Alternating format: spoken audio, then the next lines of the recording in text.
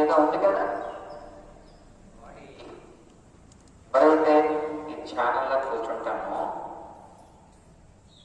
కూర్చున్న వాళ్ళు ధ్యానంలోకి వెళ్ళిన తర్వాత బాడీ పూర్తిగా బరువైన అయిపోవచ్చు, లేదా కనుక బాడీ అంతా లైట్ అయిపోయి ఎక్కడో తిరుగుతున్నట్టు అనిపించవచ్చు.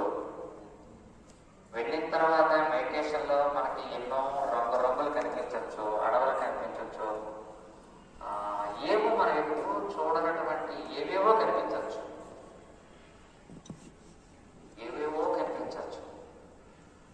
అంటే మీకు ఒక అనుభవం వచ్చింది అంటే మీరు ధ్యానంలోకి ప్రవేశించారు అని అర్థం.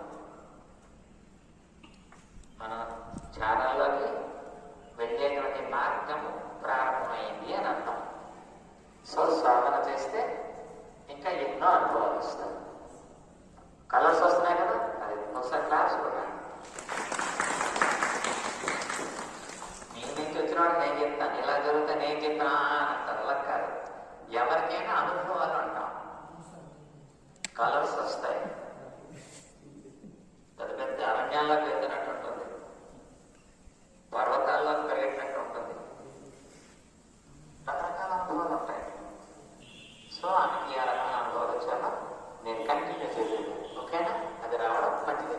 ఓకే, ఇంకా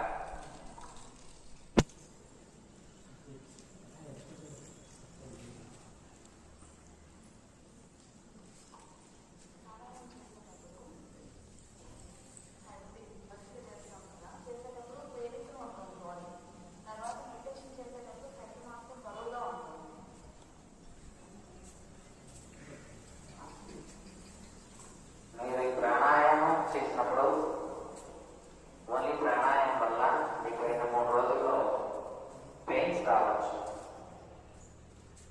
నొప్పులు వస్తాయి. అంటే ఉదాహరణకి రోజు ఒక రాయి వేసండి 3 రోజులు, ఏమవుతుంది? మనకి శరీరం ఇదొక శరీరంలో ఒక ఆ బరువు పెరగలేదు కాబట్టి సాధన చేయడంలో పెయిన్స్ వస్తుంది. అలాగే మన శరీరం ఎక్కడ పడితే అక్కడ మజిల్స్ అన్ని పట్టేసి ఇప్పుడు మనం చేయటం వల్ల